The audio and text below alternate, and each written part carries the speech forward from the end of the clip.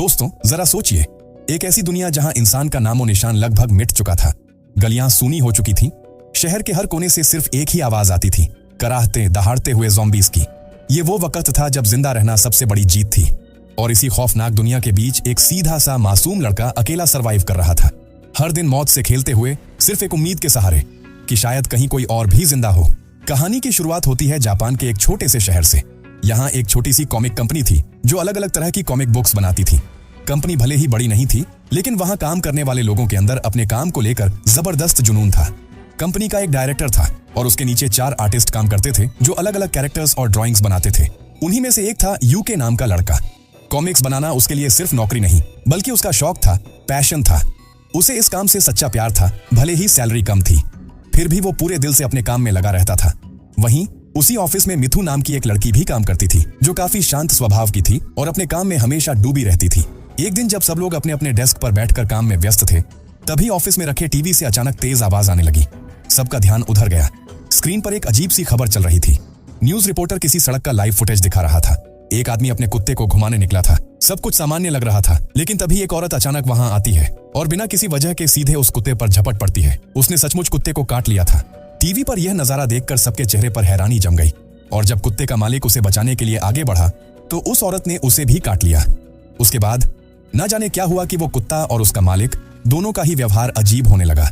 इस खबर ने पूरे इलाके में हड़कंप मचा दिया। सब लोग परेशानी में आ गए थे कि आखिर शहर में चल क्या रहा है। कुछ देर बाद फिर एक और खबर आती है। शहर के अलग अलग इलाकों में लोग एक दूसरे पर हमला कर रहे हैं। पुलिस ने हालात काबू में करने के लिए कई लोगों को गिरफ्तार भी कर लिया है। यह सुनकर ऑफिस में बैठे सब लोग आपस में बातें करने लगते हैं। तभी यूके का एक कॉलीग हंसते हुए मजाक करता है, भाई तू भी जरा संभल कर रहना आने वाले कुछ दिनों में। कहीं ऐसा ना हो कि नौकरी ना मिलने का गुस्सा तुझसे अजीब हरकतें करवा दे और पुलिस तुझे भी उठा ले जाए। सबके हंसने की आवाज गूंजती है, लेकिन यूके के चेहरे पर मुस्कान नहीं थी। उसे यह मजाक बिल्कुल भी अच्छा नहीं लगा। उसने सीधा जवाब दिया, तुम लोगों को पता भी है कॉमिक्स बनाने में कितनी मेहनत लगती है। मैं ये काम पैसों के लिए नहीं, अपने पैशन की वजह से करता हूँ। उसके लहजे में सच्चाई थी। यूके की ये बात सुनकर बाकी सब थोड़े हैरान रह गए, फिर मुस्कुराते हुए उससे हाथ मिलाते हैं। माहौल अचानक पॉजिटिव हो जाता है।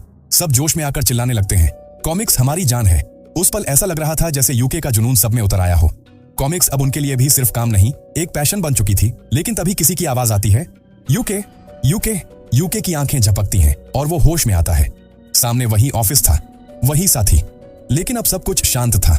असल में अभी तक जो भी बातें, जोश और नारेबाजी हो रही थी, वो सब उसके सपने में था। वो अक्सर ऐसे ही अपने ख्यालों में खो जाता था।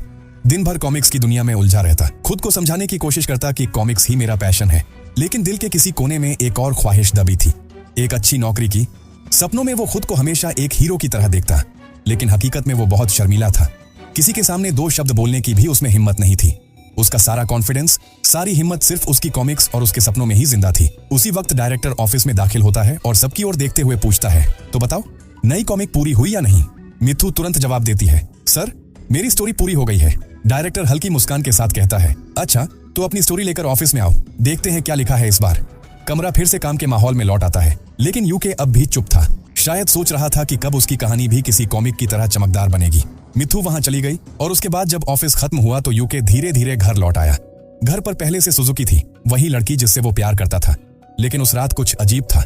सुजुकी ने यूके को देखा तक नहीं, बिना कुछ कहे उसने टीवी ऑन किया, अपने तकिए पर सिर रखा और चुपचाप लेट गई। यूके ने भी कोई बात नहीं की, जैसे रोज करता था वैसे ही अकेले बैठकर खाना खाने लगा।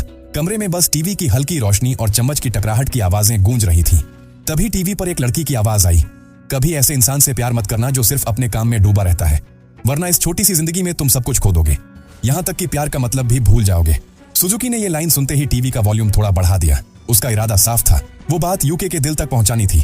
यूके ने सिर झुका लिया, उसे अंदर तक चोट लगी।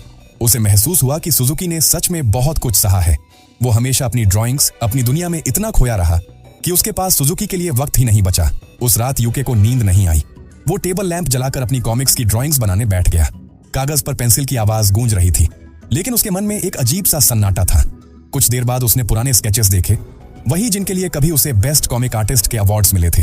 एक वक्त था जब उसका नाम लोगों की जुबान पर था, लेकिन अब बस यादें बची थीं। थोड़ी देर बाद यूके ने अपना छोटा सा लॉकर खोला। अंदर एक गन और उसका लाइसेंस रखा था। उसने गन उठाई, आईने के सामने खड़ा हो गया।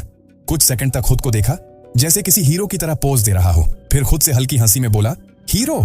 उसी वक्त सुजुकी ने कहा, तुम्हें पैसों की पड़ी नहीं, कोई फिक्र नहीं, और अब क्या मुझे सोने भी नहीं दोगे। यूके ने पलट कर कहा, थोड़ा सब्र करो सुजुकी। सो बस मेरी पहली कॉमिक पब्लिश होने दो, फिर देखना पैसे भी आएंगे और सब ठीक हो जाएगा। मैं तुम्हारा बहुत ख्याल रखूंगा, बस थोड़ा समय दो मुझे। वो उसकी आंखों में भरोसा ढूंढ रहा था, लेकिन सुजुकी के चेहरे पर कोई जवाब नहीं था। अगले दिन यूके अपनी कॉमिक्स की स्क्रिप्ट लेकर एक पब्लिशर के ऑफिस पहुंचा। पूरे जोश के साथ उसने फाइल उसके सामने रखी। पब्लिशर ने कुछ मिनटों तक स्टोरी पढ़ी, फिर सिर उठाकर बोला, इसमें नया क्या है? ये तो बाकी कॉमिक्स जैसी ही लग रही है, कुछ यूनिक नहीं दिख रहा। यूके के चेहरे की उम्मीद धीरे धीरे उतरने लगी। तभी वहां एक पॉपुलर कॉमिक्स राइटर अंदर आया। पब्लिशर तुरंत उठकर उससे मिलने चला गया। यूके ने उस राइटर को देखा और पहचान लिया। वही इंसान था जो 15 साल पहले उसी फंक्शन में अवार्ड जीत चुका था, जिसमें यूके को भी सम्मान मिला था। फर्क बस इतना था, वो राइटर अब मशहूर था और यूके अब तक अपनी पहली कॉमिक्स भी पब्लिश नहीं कर पाया था। कमरे में बस एक हल्की सी मुस्कान रह गई जो यूके ने खुद पर की थी। वही राइटर अब इतना फेमस हो चुका था कि हर बड़ा पब्लिशर उसके पीछे भाग रहा था। इसी बीच उसी पब्लिशर ने यूके की स्टोरी को ठुकरा दिया और उस पॉपुलर राइटर को एंटरटेन करने चला गया। ये देखकर यूके अंदर तक टूट गया। उसे लगा जैसे सच में वो दूसरों के सामने कुछ भी नहीं, बस एक नाकाम इंसान, एक लूजर। दिल भारी लिए वह सीधा सुजुकी के पास लौट आया। सुजुकी ने जैसे ही उसे देखा सबसे पहले यही पूछा, क्या उसकी कॉमिक पब्लिश हो गई? लेकिन यूके ने सब सच बता दिया। रिजेक्शन, अपमान और टूटे सपने, सब कुछ। ये सुनते ही सुजुकी गुस्से से आग बबूला हो उठी। कमरे में बिखरी comics, drawing table, pen, sketch, वह सब उठाकर यहां वहां फेंकने लगी। कितनी बार कहा है तुमसे? वह चीखी, कॉमिक्स की दुनिया से बाहर निकलो, इससे तुम्हारा कुछ नहीं होने वाला। एक ढंग की नौकरी तलाश करो, वरना जिंदगी भर ऐसे ही जूझते रहोगे। उसकी आंखों में सिर्फ गुस्सा नहीं, सालों से दबा हुआ दर्द भी था। इतने सालों से मैंने तुम्हारा साथ दिया, तुम्हारे अच्छे बुरे वक्त में साथ खड़ी रही। सोचा था तुम जल्द कामयाब हो जाओगे तो फिर शादी करेंगे, खुशी से जिंदगी गुजारेंगे, लेकिन क्या मिला? मैं 34 साल की हो गई हूं। कब तक तुम्हारा इंतजार करूं? तुम कब सफल होगे? कब कुछ बन पाओगे? यह कहकर सुजुकी ने यूके को धक्का दिया और कमरे से बाहर निकाल दिया। आखिर यह उसका घर था और आज उसने फैसला कर लिया, यहां सपनों से ज्यादा जगह हकीकत के लिए है। रोते रोते उसने दरवाजा बंद कर लिया और अंदर से बोली, आज ही फैसला करो, या तो कॉमिक्स छोड़ दो और एक नौकरी ढूंढो, या फिर आज के बाद मेरी जिंदगी से निकल जाओ। जब तक तुम अपनी सोच नहीं बदलते मुझसे संपर्क मत करना। यूके दरवाजे के बाहर खड़ा रह गया, मन किसी पुरानी टूट चुकी किताब जैसा भारी। उसने दरवाजे पर दस्तक दी और कहा, सॉरी सुजुकी, सच में सॉरी। थोड़ा रुककर उसने कहा, अंदर मेरी गन का लाइसेंस रखा है, मुझे मेरा लाइसेंस दे दो, मैं जा रहा हूं। सुजुकी समझ गई, शायद यूके ने कॉमिक्स को ही चुना है और उसे पीछे छोड़ने का फैसला किया है। उसने दरवाजा नहीं खोला, बस बिना कुछ बोले लाइसेंस बाहर रख दिया। यूके लंबे समय तक बाहर की बेंच पर बैठा रहा। न बोलने के लिए कोई बचा था, न सुनने वाला कोई। वो रात वहीं बीत गई, चुप, ठंडी और अकेली। अगले दिन उसने अपना सामान उठाया और अपने छोटे से ऑफिस में ही शिफ्ट होने का फैसला कर लिया। सुबह जब वह काम में खुद को डुबाने की कोशिश कर रहा था, तभी टीवी पर ब्रेकिंग न्यूज आई। शहर में एक अजीब वायरस फैल गया है। संक्रमित लोग बेकाबू और असामान्य व्यवहार करने लगते हैं। रिपोर्टर कह रहा था कि यह वायरस अब धीरे धीरे खतरनाक रूप ले रहा है। उसी दौरान उनके ऑफिस में मिथु ने बताया कि वह ठीक महसूस नहीं कर रही। उसका शरीर बहुत भारी और बीमार सा लग रहा है। यह कहकर वह दूसरे कमरे में चली गई। एक कोलीग ने बताया कि वह करीब 2 घंटे बाद डायरेक्टर के कमरे से बाहर आई थी। उसका चलना तक अजीब था, चेहरे पर जाने कैसी भयावह उदासी थी और उसके शरीर पर किसी के दांतों के निशान थे। लेकिन सबसे चौंकाने वाली बात थी, वह डायरेक्टर के कमरे से बाहर आई थी और सब हैरान थे। डायरेक्टर की तो एक खुशहाल फैमिली है, फिर उसने मिथु के साथ ऐसा क्यों किया? वे लोग किसी गलतफहमी में पड़ चुके थे। तभी अचानक डायरेक्टर वहां पहुंच जाता है। वह कहता है कि आज उसका शरीर भी ठीक महसूस नहीं कर रहा, इसलिए उसने दवा ली है। लेकिन कुछ ही देर में उसकी आंखें लाल होने लगती हैं। उधर यूके कॉमिक्स लिखते लिखते थककर सो गया था। तभी उसका फोन बजता है। कॉल सुजुकी की थी। उसे देखकर यूके बहुत खुश होता है। अपने साथियों को परेशान न करने के लिए वह बाहर जाकर बात करने लगता है। बात करते हुए उसकी नजर आसमान की ओर जाती है। कई हेलीकॉप्टर एक ही दिशा में उड़ते जा रहे थे। यह देखकर यूके का दिल जोर से धड़कने लगता है। उसे शक होता है कि कहीं शहर में फिर से वायरस तो नहीं फैल गया, क्योंकि टीवी पर भी ऐसी ही खबरें चल रही थीं। इसी बीच सुजुकी की आवाज में इमोशन झलकने लगते हैं। यूके पूछता है, तुम ठीक तो हो? तबीयत तो खराब नहीं? लेकिन सुजुकी धीरे से कहती है, यूके मुझे माफ कर दो, गुस्से में मैंने बहुत कुछ कह दिया था। तुम्हारे सपनों को छोटा समझा। मुझे तुम्हारे साथ होना चाहिए था उस वक्त जब तुम्हें मेरी सबसे ज्यादा जरूरत थी। प्लीज घर लौट आओ। सुजुकी की बातें सुनकर यूके बेचैन हो उठता है। वह तुरंत उसे देखने उसके घर पहुंचता है, लेकिन काफी देर तक दरवाजा खटखटाने पर भी कोई जवाब नहीं मिलता। खामोशी छाई रहती है। वह दरवाजे की झिड़ी से झांकता है। सुजुकी बिस्तर पर एकदम सीधी लेटी हुई थी, जैसे बेहोश हो। यह देखकर यूके के चेहरे का रंग उड़ जाता है। वह बार बार आवाज लगाता है, लेकिन कोई हरकत नहीं होती। कुछ ही पल बाद सुजुकी अचानक अजीब तरह से उठ बैठती है। फिर उसका शरीर कांपने लगता है और वह बिस्तर से गिरकर जमीन पर तड़पने लगती है। यूके डर के मारे पीछे हटता है। धीरे धीरे सुजुकी दरवाजे की ओर बढ़ती है और जब यूके उसकी शक्ल देखता है, उसकी रूह कांप उठती है। सुजुकी अब इंसान नहीं रही थी, वह ज़ॉम्बी बन चुकी थी। वह दरवाजा खोलकर यूके पर झपटने ही वाली थी कि यूके किसी तरह उसे रोक लेता है। दोनों के बीच जबरदस्त धक्का मुक्की होती है। इसी अफरा तफरी में यूके का फोन गिरकर टूट जाता है। सुजुकी उसे काट नहीं पाती, लेकिन दरवाजे में अपने दांत गड़ा देती है। यूके घबराकर उसे अपने कमरे में धकेल देता है, पर तभी वह फिर से उस पर टूट पड़ती है। यूके डर और सदमे में उसे जोर से धक्का देता है। सुजुकी गिर जाती है, उसका सिर जमीन से टकराता है और खून बहने लगता है। कुछ ही सेकंड में उसकी सांसें थम जाती हैं। यूके के आंखों में आंसू आ गए। वह समझ नहीं पा रहा था कि आखिर ये सब हो क्या रहा है। गन उठाकर वह वहां से निकल गया। रास्ते में एक पुल पर उसे एक लड़की दिखाई दी जो उसके घायल हाथ को पकड़कर चल रही थी। यूके आसमान की ओर देखता है। कई विमान किसी एक दिशा में उड़ रहे थे। अब उसे यकीन हो जाता है कि कुछ बहुत बड़ी गड़बड़ है, कुछ बहुत बुरा होने वाला है। वह भागकर अपने ऑफिस पहुंचता है, जहां टीवी पर खबर चल रही थी। शहर में ज़ॉम्बी वायरस बहुत तेजी से फैल रहा है। जो भी इस वायरस से संक्रमित हो रहा है, वह कुछ ही मिनटों में ज़ॉम्बी में बदल रहा है और आसपास के लोगों पर हमला कर रहा है। सभी नागरिकों से अपील की जाती है कि सुरक्षित स्थानों पर चले जाएं। टीवी के सामने उसका एक साथी बैठा था। उसके हाथ में बैंडेज बंधा था और उस पर खून के निशान थे। ऐसा लग रहा था जैसे वहां कोई बहुत बड़ा हादसा हुआ हो। यूके अंदर पहुंचता है। फ्लोर पर किसी का शव पड़ा था। सिर बुरी तरह फट चुका था और चारों ओर खून ही खून फैला था। यूके समझ जाता है कि वह अब जिंदा नहीं है। उसी वक्त डायरेक्टर वहां आ गया। उसके शरीर में एक चाकू घुसा हुआ था। यूके ने कैजुअली उससे पूछा, तुम्हारा काम पूरा हुआ? लेकिन तभी पीछे से उसका एक साथी डायरेक्टर के सिर पर वार कर देता है। डायरेक्टर दोबारा उठता है और एक ही सवाल दोहराता है, क्या तुम लोग अपना काम पूरा कर रहे हो? यह देखकर उसका साथी, जिसका नाम सांग था, फिर से उस पर हमला कर देता है। सांग यूके से कहता है, टीवी पर बताया गया था, इन्हें मारने का सिर्फ एक तरीका है, दिमाग पर वार करो, वरना चाहे जितना हमला कर लो ये नहीं मरते। अगर मेरे पास गन होती तो मैं इन्हें खत्म कर देता, क्योंकि अगर हमने इन्हें नहीं मारा तो अगला नंबर हमारा है, हम भी ज़ॉम्बी बन जाएंगे। यह कहकर सांग डायरेक्टर को खत्म कर देता है और यूके को अपनी बैट पकड़ाते हुए कहता है, अगर अपनी सुरक्षा चाहिए तो इसे अपने पास रखो। यूके उससे पूछता है, तुम इतने निर्दयी कैसे बन गए? लोगों को ऐसे मारना तुम्हें ठीक लगता है? सांग जवाब देता है, उन्होंने पहले मुझ पर हमला किया था, मुझे भी अपने जैसा ज़ॉम्बी बनाना चाहते थे। अगर मैं नहीं लड़ता तो अब तक मैं भी उनमें से एक होता। अपनी जान बचाने के लिए इंसान कुछ भी कर सकता है। इसी बीच यूके अपनी बांह पर एक निशान देखता है, वही निशान जो सुजुकी ने काटते वक्त छोड़ा था। उसे याद आता है कि उस वक्त सुजुकी के दांत टूट चुके थे, इसलिए काटने का असर गहरा नहीं हुआ था। लेकिन तभी उसकी नजर सांग के पैरों पर जाती है। वहां भी किसी ज़ॉम्बी के काटने के निशान थे। यूके समझ जाता है कि सांग अब ज्यादा देर तक इंसान नहीं रहेगा। सांग खुद भी यह महसूस कर लेता है कि उसका अंत करीब है और फिर वह खुद ही अपनी जान खत्म कर लेता है। यह सब देखकर यूके अंदर तक हिल जाता है। इन घटनाओं ने उसके मन को झकझोर दिया था। कुछ ही देर बाद वही लड़की मिथु वहां आती है, लेकिन अब वह पहले जैसी नहीं रही। वह पूरी तरह ज़ॉम्बी बन चुकी थी। वह यूके को देखते ही उस पर टूट पड़ती है, लेकिन यूके किसी तरह खुद को छुड़ाकर वहां से भाग निकलता है। वह सीधे सड़क की ओर दौड़ पड़ता है। शहर अब पूरी तरह अराजकता में बदल चुका था। कहीं लोग दूसरों पर हमला कर रहे थे तो कहीं कुछ अपनी जान बचाकर भाग रहे थे।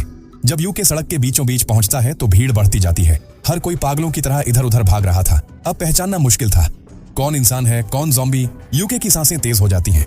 वह भागते हुए एक पुलिस अफसर को देखता है और उसकी ओर मदद के लिए दौड़ता है, लेकिन पास पहुंचकर पता चलता है कि वह अफसर भी अब इंसान नहीं रहा। वह भी ज़ॉम्बी में बदल चुका है और यूके पर झपट पड़ता है। यूके किसी तरह वहां से निकल भागता है। वह एक संकरी गली में मुड़ता है, तभी पीछे से एक गाड़ी तेजी से आती है और वह ज़ॉम्बी उससे टकराकर नीचे गिर जाता है। यूके तेजी से आगे बढ़ता है। सामने एक टैक्सी खड़ी थी, जिसमें ड्राइवर आराम से सीट पर झपकी ले रहा था। यूके घबराहट में टैक्सी ड्राइवर को बार बार पुकारने लगता है। वह चाहता था कि किसी भी तरह उस गाड़ी से निकलकर इस डरावनी जगह से भाग जाए। वह जोर जोर से चिल्लाकर ड्राइवर को जगाने की कोशिश करता है। तभी पीछे से एक लड़की उसके पास आती है। उसका नाम था हिरोमी, जो कॉलेज की स्टूडेंट थी और मुश्किल से एक ज़ॉम्बी से बचकर वहां तक पहुंची थी। हिरोमी यूके के पीछे छिप जाती है। यूके उस ज़ॉम्बी को देखकर एक पल के लिए अपने कॉमिक्स के हीरो जैसा महसूस करने लगता है। उसे लगता है कि शायद वह भी किसी हीरो की तरह उस राक्षस से लड़ सकेगा, पर उसकी यह कल्पना तुरंत टूट जाती है। उसी समय एक सूट पहने आदमी वहां आता है और टैक्सी का दरवाजा खोलकर अंदर घुस जाता है। यूके झल्ला जाता है, अरे हम पहले आए थे। यह कहते हुए वह और हिरोमी भी अंदर चढ़ जाते हैं। यूके पीछे की सीट पर बैठता है, जबकि हिरोमी आगे की ओर। टीवी पर न्यूज चल रही थी। वायरस तेजी से फैल रहा है और वैज्ञानिक अब तक कोई वैक्सीन नहीं ढूंढ पाए हैं। इसी बीच यूके नोटिस करता है कि वह सूट वाला आदमी अजीब बर्ताव कर रहा है। वह लगातार पसीना पोंछ रहा था, चेहरा पीला पड़ गया था। तभी यूके की नजर उसके हाथ पर जाती है। वहां काटने का निशान था, जिसे उसने कपड़े से ढक रखा था। धीरे धीरे उसका शरीर कांपने लगता है और वह बदलना शुरू कर देता है। यूके के चेहरे का रंग उड़ जाता है, लेकिन हिरोमी अब तक कुछ नहीं समझ पाई थी। वह खिड़की से बाहर शहर की तबाही देख रही थी। सड़कें उजड़ चुकी थीं, इमारतों में आग लगी थी और हर जगह अफरा तफरी फैली थी। तभी उस आदमी की नाक से खून बहने लगता है। वह दर्द से चीखता है और अगले ही पल ज़ॉम्बी में बदल जाता है। हिरोमी अभी समझ ही रही थी कि क्या हुआ है कि टैक्सी ड्राइवर अनजान में उसे टिश्यू थमा देता है। ज़ॉम्बी वह टिश्यू पकड़कर सीधे ड्राइवर के हाथ में काट खाता है। अब वह यूके पर झपटने लगता है। गाड़ी चल रही थी, इसलिए बाहर निकलना नामुमकिन था। ज़ॉम्बी बार बार उसे काटने की कोशिश करता है, लेकिन टैक्सी की झटकों से भरी चाल की वजह से उसका वार सही जगह नहीं लग पाता। हिरोमी यूके को बचाने की कोशिश करती है। ड्राइवर, जो अब भी थोड़ी समझ रखता था, तुरंत बैकडोर का बटन दबाता है। यूके जोर से लात मारकर उस ज़ॉम्बी को गाड़ी से बाहर फेंक देता है, लेकिन ज़ॉम्बी उसके पैर पकड़ लेता है। हिरोमी दरवाजा बंद करने की कोशिश करती है, पर गाड़ी के हिलने के कारण वह ऐसा नहीं कर पाती। थोड़ी दूरी जाने के बाद वह ज़ॉम्बी एक लोहे की बीम से टकराकर दूर जा गिरता है और एक बस के नीचे दबकर वहीं खत्म हो जाता है। यूके और हिरोमी किसी तरह बच जाते हैं, लेकिन टैक्सी ड्राइवर की हालत तेजी से बिगड़ रही थी। उसके चेहरे पर भी अब वही लक्षण दिखने लगे थे। वह बड़बड़ाने लगा, ज़ॉम्बियों के लिए कोई ट्रैफिक रूल्स नहीं होते। हाँ, अब उसका मानसिक संतुलन पूरी तरह बिगड़ चुका था। वह गाड़ी को अनियंत्रित ढंग से चलाने लगा। दरवाजे टूटकर सड़क पर गिर रहे थे। इंजन की आवाजें तेज होती जा रही थीं। यूके किसी तरह हिरोमी को पकड़कर पीछे की सीट पर खींच लेता है ताकि ड्राइवर उस पर हमला न कर सके। गाड़ी अब खुद जैसे उन पर हमला कर रही थी। तेज रफ्तार, टेढ़े मेढ़े मोड़ और फिर एक जोरदार टक्कर। टैक्सी कई बार पलटती है और आखिरकार जोरदार झटके के साथ रुक जाती है। सिर पर लगी चोट के कारण यूके और हिरोमी दोनों बेहोश हो जाते हैं। काफी देर बाद जब यूके को होश आता है तो वह देखता है हिरोमी अब भी बेहोश पड़ी है। चारों ओर सन्नाटा था और टैक्सी पूरी तरह मलबे में बदल चुकी थी। वे दोनों टैक्सी से बाहर निकलते हैं और सामने जो नजारा होता है वो दिल दहला देने वाला था। सिर्फ उनकी ही नहीं, एक के बाद एक कई गाड़ियां सड़क पर पलटी पड़ी थीं। चारों तरफ खामोशी का समंदर फैला था। इंसानों का कोई अता पता नहीं। ऐसा लग रहा था जैसे वे इस सुनसान दुनिया में अकेले बचे हों। धीरे धीरे वे आगे बढ़ते हैं और कुछ दूरी पर एक अपेक्षाकृत सुरक्षित लगने वाली जगह तक पहुंच जाते हैं। हिरोमी अपना फोन निकालकर आसपास की स्थिति चेक करती है। स्क्रीन पर कई मैसेज नोटिफिकेशन झलकते हैं। सभी गवर्नमेंट नंबर से आए थे। एक संदेश में लिखा था कि जो भी सर्वाइवर शहर में सुरक्षित हैं और जिनके शरीर पर कोई इन्फेक्शन नहीं है, वे माउंट फूजी की ओर चले जाएं। वहां उनकी हर तरह व्यवस्था कर दी गई है। माउंट फूजी जापान का एक पहाड़ था और दूर से उसका सिरा दिखाई दे रहा था। जैसे ही वे यह पढ़ रहे होते हैं, हिरोमी का फोन अचानक ऑफ हो जाता है। बैटरी पूरी तरह खत्म थी। दोनों कुछ दूरी चलकर एक खाली जगह पर बैठ जाते हैं। दिन घटता गया और शाम उतर आई, इसलिए वे तय करते हैं कि यहीं रुककर रात गुजारेंगे। भूख सता रही थी। यूकी के पास सिर्फ एक रोटी बची थी। वह उसका आधा हिस्सा कर हिरोमी को दे देता है। हिरोमी सच्चाई से मुस्कुराकर धन्यवाद करती है। लंबी घड़ियों के बाद दोनों अब तक एक दूसरे के नाम तक नहीं जानते थे, तो हिरोमी अपना नाम बताती है और यूकी से उसका नाम पूछती है। यूकी कहता है, मेरा नाम यूकी है, जिसका मतलब हीरो होता है। फिर हंसकर जोड़ता है कि असल जिंदगी में वह खुद को कुछ खास नहीं मानता। उम्र ज्यादा होने के बावजूद उसने कुछ बड़ा नहीं किया। हिरोमी उसका भरोसा बढ़ाती है। ऐसा मत सोचो, आज तुमने ही तो मेरी जान बचाई, यही असली हीरो होता है। फिर वह हल्के से चिढ़ाकर पूछती है, तुम्हारे पास बंदूक है, फिर उसे क्यों इस्तेमाल नहीं करते? यूकी जवाब में पूछता है, और तुम्हारे पास क्या है अपनी रक्षा के लिए? हिरोमी एक आईपैड निकालती है। उसमें उसकी माँ की आवाज में एक गाना रिकॉर्ड था। वह बताती है कि डर लगने पर वह माँ की आवाज सुन लेती है और तुरंत शांत हो जाती है। वह गाना प्ले करती है, एक ईयरफोन यूकी को देती है और दोनों साथ बैठकर गाना सुनते सुनते धीरे धीरे सो ही जाते हैं। गाना नर्म और सुकून देने वाला था। उन दोनों के चेहरे पर कुछ पल के लिए चैन उतर आता है। अगली सुबह जब यूकी की आंख खुलती है तो वह पाता है कि हिरोमी कंधे के साथ सटी हुई सो रही है, पर उसकी नजर कुछ और ही पकड़ लेती है। हिरोमी की गर्दन पर एक साफ काटने का निशान था। यूकी का दिल जम सा जाता है। वह तुरंत अपनी बंदूक उसकी ओर तान कर पूछता है, यह निशान क्या है? क्या तुम संक्रमित हो गई हो? हिरोमी की आंखें आश्चर्य और कष्ट से खुल जाती हैं। उसे यूकी का शक बर्दाश्त नहीं होता। फिर वह शांति से बताती है, 3 दिन पहले मैंने अपने पड़ोसी के छोटे से बच्चे को गोद में उठाया था, तभी उसने अचानक मुझे काट लिया। मैं संक्रमित नहीं हूँ। अगर मैं सच में संक्रमित होती तो अब तक कुछ अलग नजर आता। मैं सामान्य ही हूँ। फिर वह जिद्दी अंदाज में कहती है, अगर तुम्हें शक ही चाहिए तो मुझे गोली मार दो, इससे तुम्हारा संदेह मिट जाएगा। मुझे इस दुनिया में जीने का अब कोई मतलब नहीं। मैं नहीं चाहती कि हमारे बीच कोई शक रहे। हिरोमी की यह बात सुनकर यूकी को अपना व्यवहार गलत लगा। वह उसे सहलाकर कहता है, ऐसी बात मत करो, तुमको चिंता करने की जरूरत नहीं, मैं तुम्हारे साथ हूँ। तुम्हें जैसे भी हूँ मैं माउंट फूजी तक पहुंचाऊंगा और तब तुम सुरक्षित रहोगी। इन शब्दों के साथ वे फिर से चल पड़ते हैं माउंट फूजी की ओर, लेकिन जंगल वाला रास्ता चुनते हैं क्योंकि मेन रोड पर रहना ज्यादा खतरनाक था। थके हारे कुछ समय चलते चलते वे एक जगह बैठकर आराम करते हैं। तभी हिरोमी अचानक कहती है, अब तुम्हें अकेले ही माउंट फूजी जाना होगा। हिरोमी धीरे धीरे रुक जाती है। उसकी सांसें भारी होने लगी थीं। वह थकी आवाज में कहती है, अपोज साहब, मैं तुम्हारे साथ आगे नहीं जा पाऊंगी। यूकी घबरा जाता है। हिरोमी बताती है कि उसका शरीर बहुत भारी महसूस हो रहा है, जैसे उसमें कोई जहरीली ताकत फैल रही हो। उसे एहसास होता है कि शायद वह ज़ॉम्बी में बदल रही है। वह कहती है, मुझे किसी ज़ॉम्बी ने काटा नहीं, लेकिन 3 दिन पहले जो पुराना जख्म था, शायद उसी से किसी ज़ॉम्बी के खून का वायरस मेरे अंदर आ गया। यह कहते हुए हिरोमी अपनी कांपती उंगलियों से अपना आईपैड यूकी को देती है और कहती है, अगर कभी तुम्हें डर लगे तो मेरी माँ का गाया हुआ वो गाना सुन लेना। कुछ ही पल बाद उसकी सांसें अनियमित होने लगती हैं और धीरे धीरे वह ज़ॉम्बी में बदलने लगती है। यूकी के सामने वही लड़की जिसने उसे उम्मीद दी थी अब बदल चुकी थी। यूकी का दिल टूट जाता है। हाथ में बंदूक है पर उंगली ट्रिगर तक नहीं जाती। उसकी आंखों में आंसू हैं। वह चाहकर भी हिरोमी को गोली नहीं मार पाता। दिल पर पत्थर रखकर वह वहां से भाग निकलता है। दौड़ते हुए उसे दूर एक आदमी दिखाई देता है। यूकी उम्मीद से उसकी तरफ बढ़ता है। रुको, मेरी मदद करो। लेकिन जैसे ही वह आदमी मुड़ता है, यूकी का दिल थम जाता है। वह एक भयानक ज़ॉम्बी था। वह चीखते हुए यूकी पर झपटता है। यूकी पूरी ताकत से बचने की कोशिश करता है, लेकिन ज़ॉम्बी उसे पकड़ ही लेता है। तभी अचानक पीछे से कोई आता है और ज़ॉम्बी को धक्का मारता है। वह हिरोमी थी, पर अब वह इंसान नहीं रही थी। उसका चेहरा, उसकी आंखें सब बदल चुके थे, लेकिन उसके अंदर कुछ इंसानियत अभी भी बाकी थी। वह ज़ॉम्बी को पकड़कर उसकी हड्डियां तोड़ देती है और कुछ ही पलों में उसे टुकड़ों में बांट देती है। यूकी यह सब देखकर डर जाता है। उसकी सांसें रुक सी जाती हैं। हिरोमी उसकी ओर बढ़ती है। यूकी पीछे हटता है, कहता है, मुझे मत मारो प्लीज। लेकिन हिरोमी उसकी तरफ हाथ बढ़ाती है, धीरे से उसे जमीन से उठाती है। यूकी उसकी आंखों में देखता है, वहां कुछ इंसानियत बाकी थी। वह कांपती आवाज में कहता है, धन्यवाद मेरे जान बचाने के लिए। फिर वह बंदूक उठाकर जाने लगता है, पर कुछ कदम चलकर रुक जाता है। पीछे मुड़कर देखता है, हिरोमी वहीं खड़ी है, अधमरी रोशनी में, आधी इंसान आधी ज़ॉम्बी। यूकी ठहर जाता है। उसके मन में एक विचार आता है, शायद वो पूरी तरह संक्रमित नहीं हुई, शायद उसके अंदर अब भी वो हिरोमी है। वह वापस लौटता है और तय करता है, मैं इसे छोड़कर नहीं जाऊंगा। दोनों फिर से रास्ते पर निकल पड़ते हैं। रास्ते में उन्हें एक छोड़ा हुआ घर दिखता है, जहां कुछ बचा कुचा खाना पड़ा था। वे दोनों वहीं बांटकर खाते हैं। पास ही एक नाले से साफ पानी भी मिल जाता है। दिन ढल जाता है। रात वे जंगल के एक सुरक्षित कोने में बिताते हैं। ऐसे ही कई दिन गुजरते हैं। एक सुबह हिरोमी की हालत बहुत बिगड़ जाती है। भूख से उसके शरीर में ताकत नहीं बची थी। यूकी उसे अपनी पीठ पर उठा लेता है और धीरे धीरे रास्ता तय करने लगता है। चलते चलते उन्हें एक ट्रॉली दिखती है। उसमें सिर्फ सड़े हुए खाने के छिलके पड़े हैं, लेकिन उस पर माउंट फूजी रेफ्यूज बेस का एड्रेस लिखा होता है। दोनों की आंखों में उम्मीद चमक उठती है। अब वे मंजिल के करीब थे। हिरोमी चल नहीं पा रही थी, तो यूकी उसे ट्रॉली में बैठा लेता है और उसे धकेलते हुए आगे बढ़ने लगता है। भूख और प्यास से दोनों कमजोर हो चुके थे, इसलिए रास्ते में वह एक सुपर शॉप में जाता है, उम्मीद में कि वहां कुछ खाने पीने की चीजें मिल जाएं। शॉप के बाहर का नजारा भयानक था। टूटी गाड़ियां, बिखरे शव और सन्नाटा। वह किसी तरह हिरोमी को अंदर ले जाता है। अंदर उन्हें सबसे पहले एक कपड़ों की दुकान मिलती है। कई दिनों से वही पुराने कपड़े पहने थे, तो दोनों नए कपड़े पहन लेते हैं।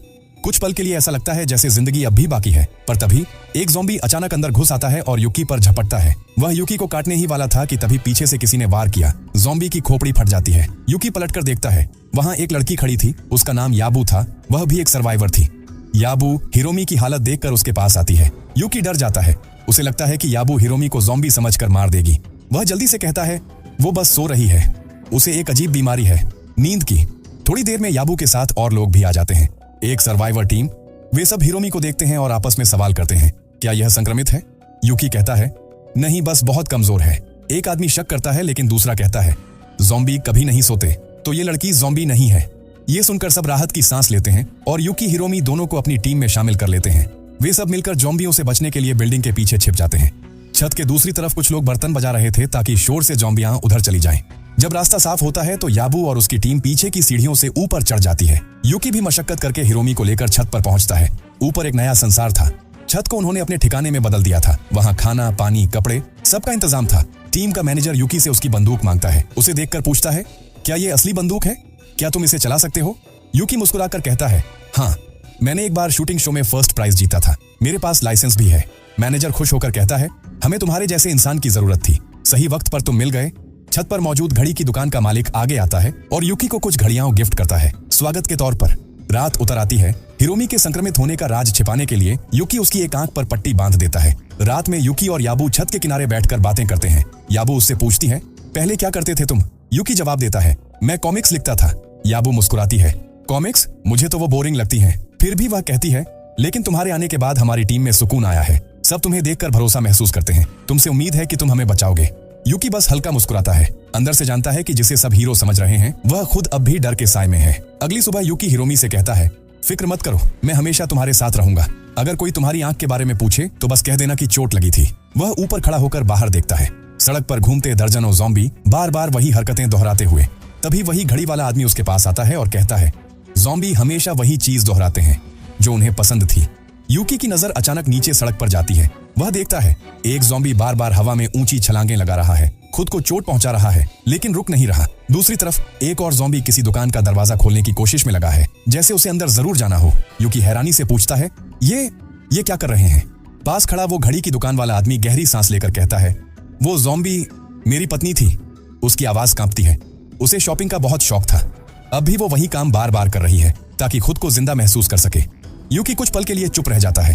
वो आदमी आगे कहता है, हर ज़ॉम्बी अपनी पुरानी पसंद की चीजें दोहराता है, जैसे वो अपनी पिछली जिंदगी को फिर से जीने की कोशिश कर रहा हो। तभी पीछे से मैनेजर की आवाज आती है, सभी लोग इकट्ठा हो जाओ। सभी छत पर जमा हो जाते हैं। मैनेजर गंभीर चेहरा बनाकर कहता है, हमारे पास खाने का सामान बहुत कम बचा है, हमें नए खाने की व्यवस्था करनी होगी। टीम में सन्नाटा छा जाता है। वह आगे कहता है, सीधे रास्ते से शॉपिंग मॉल तक पहुंचना नामुमकिन है, लेकिन हमारे एक पुराने साथी ने मरने से पहले एक मैप दिया था। मॉल के बेसमेंट से जाने का एक गुप्त रास्ता है, अगर हम वहां पहुंच गए तो महीनों का खाना मिल सकता है। मैनेजर यह सब सीधे यूकी की तरफ देखकर कह रहा था। यूकी असमंजस में पूछता है, लेकिन ये सब मुझसे क्यों कह रहे हो, मैं इसमें क्या कर सकता हूं? मैनेजर मुस्कुराता है, लेकिन उसकी आंखों में तंज है। तुम्हारे पास बंदूक है, इसलिए जिंदा हो। हिम्मत हम में है, बस वो बंदूक हमें दे दो, बाकी काम हम संभाल लेंगे। यूकी के चेहरे से रंग उड़ जाता है। उसे पहली बार एहसास होता है कि टीम ने उसे सिर्फ उसकी बंदूक की वजह से जिंदा रखा था। तभी सीन अचानक बदलता है। टीम का एक गैंगस्टर टाइप आदमी हिरोमी के पास आता है। वो उसके चेहरे को देखकर मुस्कुराता है। अब ये लड़की हमारी है। हिरोमी पीछे हटती है, लेकिन उससे पहले ही याबू वहां पहुंच जाती है। पीछे हटो, वो किसी की नहीं है। गैंगस्टर की टीम का एक आदमी याबू के गले पर चाकू रख देता है, जबकि दूसरा हिरोमी को जबरदस्ती खींच ले जाता है। हिरोमी की चीख गूंजती है, यूकी।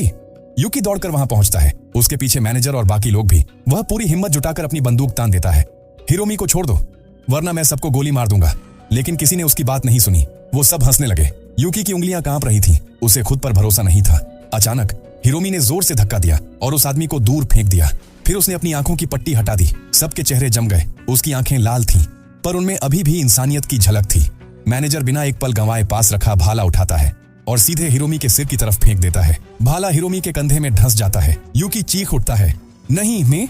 उसके पास बंदूक थी, पर वो हिम्मत करके ट्रिगर नहीं दबा पाया। मैनेजर के लोग उसी मौके पर यूकी को पकड़ लेते हैं, उससे बंदूक छीन लेते हैं और उसे एक कमरे में घसीट कर ले जाते हैं। वहां उसकी बेरहमी से पिटाई होती है। उसी दौरान वो बंदूक गैंगस्टर के पास चली जाती है। वो हंसते हुए कहता है, हिरोमी मेरी थी, तुमने उसे मार दिया। अब बंदूक मेरी है और आज से मैं इस टीम का नया लीडर हूं। मैनेजर के चेहरे पर गुस्सा साफ झलकता है। टीम में बगावत की हवा फैल चुकी थी। रात ढल चुकी थी। यूकी किसी तरह खुद को संभाल कर कमरे से निकलता है। वह हिरोमी के टेंट की ओर जाता है। वहां याबू अकेली बैठी थी, उदास और चुप। यूकी उससे पूछता है, हिरोमी वो जिंदा है ना? याबू उसकी ओर देखती है, फिर उसे पास बुलाती है। वह उसे एक दूसरे तंबू के अंदर ले जाती है। वहां हिरोमी लेटी थी। उसका शरीर कमजोर था, लेकिन वह जिंदा थी। यूकी की आंखों में चमक आ जाती है। वह लगभग फुसफुसाते हुए कहता है, वो जिंदा है। याबू कहती है, हाँ, मैंने उसका इलाज किया है। हिरोमी कोई आम ज़ॉम्बी नहीं है। उसके शरीर में एक खास तरह की इम्यूनिटी है। वो ज़ॉम्बी होते हुए भी सोच सकती है, समझ सकती है। यूकी हैरान होकर पूछता है, तुम्हें यह कैसे पता? याबू गहरी सांस लेकर जवाब देती है, मैं पहले एक हॉस्पिटल में नर्स थी। जब वायरस फैला तो मैंने अपने पेशेंट्स को छोड़कर भाग लिया। आज तक उस गिल्ट से नहीं निकल पाई, लेकिन हिरोमी को देखकर लगा शायद मैं एक बार फिर किसी की जान बचा सकूं। वह धीमे स्वर में आगे कहती है, अगर हिरोमी का शरीर इतना कंट्रोल में है तो शायद उसके खून से वैक्सीन बन सकती है। यूकी कुछ पल के लिए शांत हो जाता है, फिर धीरे से कहता है, याबू तुमसे ज्यादा गिल्ट मुझे है। बंदूक होने के बावजूद मैं कभी इसे सही तरह से चला नहीं पाया। लेकिन अब वह गहरी सांस लेकर आगे कहता है, अब मैं डरकर नहीं भागूंगा। मैं बेसमेंट मिशन पर चलूंगा। तुम हिरोमी का ध्यान रखना, वो अब हमारी उम्मीद है। याबू उसकी आंखों में देखती है। वहां पहली बार डर नहीं बल्कि साहस की झलक थी। और उसी पल कहानी अपने अगले अध्याय की ओर बढ़ती है, जहां यूकी एक कॉमिक्स हीरो अब सच में हीरो बनने की राह पर निकल चुका था। यूकी अब गैंगस्टर की टीम के साथ जुड़ चुका था। मैनेजर के पास रखा भाला गैंगस्टर के एक आदमी ने छीन लिया। वे सभी बिल्डिंग के दूसरी तरफ से छत से नीचे उतरते हैं। ऊपर से टीम के बाकी सदस्य जोर जोर से आवाजें कर ज़ॉम्बियों का ध्यान भटका रहे थे। इस मौके का फायदा उठाकर यूकी और बाकी लोग बेसमेंट तक पहुंचने में सफल हो जाते हैं। वे टॉर्च की रोशनी में मैप देखकर आगे बढ़ रहे थे, लेकिन अचानक बेसमेंट की लाइट चालू होती है। उनकी आंखों के सामने खुलता है सुपर शॉप का अंदरूनी हिस्सा, जहां ढेर सारा खाना रखा था। सबके चेहरे पर खुशी की चमक आ जाती है। ठीक उसी समय लाउडस्पीकर पर कोई गाना बजना शुरू हो जाता है। सभी घबराते हैं, यह गाना कौन चला रहा है? तभी उनकी नजरें मैनेजर की ओर जाती हैं, जो अब दिखाई नहीं दे रहा था। सब समझ जाते हैं, यही सब उसी ने किया है, बदला लेने के लिए। गाने की आवाज सुनकर एक भयानक ज़ॉम्बी वहां दौड़ता है और एक टीम मेंबर पर हमला कर देता है। गैंगस्टर तुरंत गन निकालता है और उसे मार देता है, लेकिन सुपर शॉप के बाहर से अभी भी कई ज़ॉम्बी दौड़ रहे थे। सब वहां से भागने की कोशिश करने लगते हैं। जैसे ही वे बेसमेंट से बाहर निकलने वाले होते हैं, म्यूजिक फिर बजने लगता है और ज़ॉम्बी तुरंत उसी रास्ते की ओर दौड़ पड़ते हैं। गैंगस्टर अपने बचाव के लिए अपने ही टीम मेंबर्स को ज़ॉम्बियों की तरफ धकेल देता है। बाकी लोग अलग रास्तों से भाग निकलते हैं। कंट्रोल रूम में मैनेजर यह सब देख रहा था। उसके चेहरे पर हंसी थी और उसने और भी स्पीकर्स चालू कर दिए। जैसे ही एक ज़ॉम्बी उत्साहित होकर कूदता है, वह सीधे हिरोमी के तंबू की ओर बढ़ जाता है। इसी बीच एक ज़ॉम्बी गैंगस्टर पर हमला कर देता है और उसकी बंदूक गिर जाती है। यूकी अपने आप को बचाने के लिए सुपर शॉप के एक छोटे कमरे में छिप जाता है। वह बाहर से देखता है कि अंदर ज़ॉम्बियों की संख्या लगातार बढ़ रही है। तभी फर्श पर पड़े वॉकी टॉकी से याबू की आवाज आती है, अगर कोई सुन रहा है हमारी मदद करो, जॉन ने हमारे कई मेंबर पर हमला कर दिया, हमें बचा लो। यूकी बेचैनी में झुक जाता है। वह बाहर जाना चाहता है, लेकिन कल्पना में उसे लगता है कि ज़ॉम्बी उसे पकड़ लेंगे। कुछ देर हिचकिचाने के बाद वह हीरो की तरह चिल्लाता है और बाहर निकल आता है। सौभाग्य से वहां कोई ज़ॉम्बी नहीं था। यूकी थोड़ी राहत महसूस करता है, लेकिन उसी पल एक ज़ॉम्बी उसकी बाह में कुतर देता है। यूकी हिम्मत जुटाकर उसे मार देता है। फिर उसकी नजर अपनी कलाई पर पड़ती है, वही घड़ियां जो घड़ी वाले ने उपहार में दी थी। उसके कारण वह फिर बच निकलता है। यूकी वॉकी टॉकी उठाता है और जोर से कहता है, डरो मत, मैं अभी आता हूँ, मैं तुम्हें बचा लाऊंगा। फिर वह फ्लोर पर अपनी बंदूक ढूंढ लेता है और बहुत खुश होता है। इस बीच याबू ने हिरोमी को अपनी पीठ पर उठाकर बेसमेंट तक पहुंचा दिया था। वहां वही मैनेजर खड़ा मिलता है। याबू उसे रोकती है और कहती है, तुम अकेले आ सकती हो, लेकिन हिरोमी यहाँ छोड़कर नहीं जा सकती। लेकिन अचानक मैनेजर भी ज़ॉम्बी बनना शुरू कर देता है। याबू बिना समय गंवाए हिरोमी को लेकर भाग निकलती है। यूकी वहां पहुंचता है और मैनेजर पर गोली चलाकर उसे मार देता है। भागते हुए एक और आदमी और घड़ी वाला वहां पहुंचते हैं, लेकिन चारों तरफ से ज़ॉम्बियों ने उन्हें घेर लिया। यूकी और बाकी लोग किसी तरह एक तरफ भागकर निकलते हैं। यूकी बताता है, मेरे पास अब 6 से गोलियां बची हैं, जरूरत पड़ी तो एक साथ कई ज़ॉम्बियों को मार सकता हूं, कोई घबराए नहीं। हिरोमी कहती है, यूकी मैं तुम पर गर्व महसूस कर रही हूं, तुम्हारी वजह से सुरक्षित महसूस कर रही हूं, तुम असली हीरो हो। यूकी हौसला पाता है। वह ज़ॉम्बियों की ओर बढ़ता है, एक एक करके कई ज़ॉम्बियों को मार गिराता है। टीम के बाकी मेंबर भी उसकी मदद करते हैं। कई ज़ॉम्बियों के मर जाने के बाद सिर्फ 3 बचते हैं। तभी एक बहुत ताकतवर ज़ॉम्बी दौड़ता है, ऊंची छलांगें लगाता, बेहद खतरनाक। यूकी के पास केवल एक ही गोली बची थी। वह उसी ज़ॉम्बी के सिर पर गोली मारता है, लेकिन उसका सिर पहले से फटा हुआ था। गोली का कोई असर नहीं। अब यूकी के पास और गोलियां नहीं थीं। ज़ॉम्बी उसके पास आ जाता है। यूकी अपनी बंदूक से ज़ॉम्बी का सिर पूरी तरह फाड़ देता है। अंततः वह ज़ॉम्बी मर जाता है। याबू के पास मैनेजर की गाड़ी की चाबी थी, जो उसने पहले छीन ली थी। तीनों मिलकर उसी गाड़ी में बैठते हैं और हॉस्पिटल की ओर निकल पड़ते हैं। याबू हिरोमी के खून से वैक्सीन बनाने की कोशिश करना चाहती थी, ताकि दुनिया को ज़ॉम्बी वायरस से मुक्त किया जा सके। रास्ते में याबू यूकी से उसका नाम पूछती है। यूकी गर्व से बताता है, मेरा नाम यूकी है, मतलब हीरो। और इसी के साथ कहानी समाप्त होती है। एक हीरो यूकी अपने साहस और हिम्मत के साथ दुनिया को बचाने की दिशा में कदम बढ़ा चुका था।